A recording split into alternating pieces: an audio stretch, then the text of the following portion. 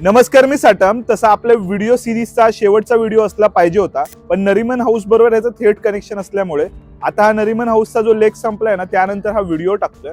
त्याचबरोबर यानंतर अजून 2 व्हिडिओ येतील, ज्यामध्ये कसाब आणि इस्माईल एकाला पकडलं आणि दुसऱ्याला मारलं कसं, त्याबद्दलची लाईव्ह ऍक्शन तुमच्याबरोबर शेअर करणार आहे.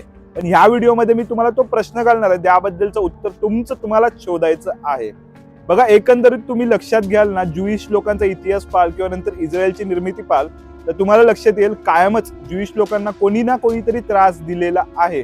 त्याबद्दल वेगवेगळ्या गोष्टी मी शेअर करत नाही, कारण काही लोक अशी पण कमेंट करतात थेट मुद्द्यावर ये. तर आता थेट मुद्द्यावर येतो.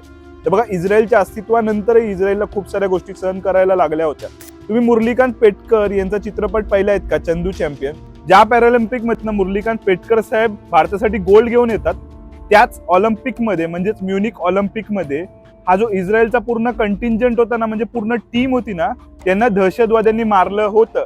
पण त्याच्या प्रत्यर्थ मोसादनी प्रत्येकाला वेचून वेचून मारलं होतं. जगात कुठेही दडलेल्या प्रत्येक दहशतवाद्याला आणि त्या कारवाईमध्ये इन्व्हॉल्व असणाऱ्या प्रत्येक व्यक्तीला मारलं होतं. असा इस्रायल म्हणजे आपला दुश्मन आहे, तर त्या दुश्मनला वेचून काढायचं आणि ठोकून मारायचं.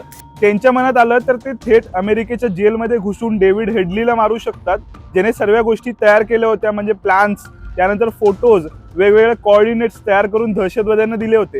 किंवा मग हल्लीमध्ये जो एक्स्ट्रॅडिट केला ना आपण, ह्याच 26/11चा दहशतवादी, तो म्हणजे कोणता, तवहूर राणा, त्याला डायरेक्ट विमानातच उडवलं असतं मोसादनी. पण मोसाद ह्या गोष्टी करत का नाही, त्याबद्दल सर्वात मोठा प्रश्न आहे. एकच गोष्ट सांगतो, मोसाद किती पोची हुई चीज आहे त्याबद्दलचं. इस्रायलनी अशा प्रकारे एक गुप्तचर प्लांट केला होता कुठे, सिरियामध्ये. एक वेळेला सिरियामध्ये ज्या वेळेला मिलिटरी रूल होता ना, त्यावेळेला तर त्यांचा जो स्पाय होता ना, तो इतका त्यामध्ये मुरला होता सिस्टम मध्ये, की पुढे जाऊन कदाचित तो उपराष्ट्रपती सिरियाचा झाला असता किंवा मग संरक्षण मंत्री सुद्धा झालाच असता.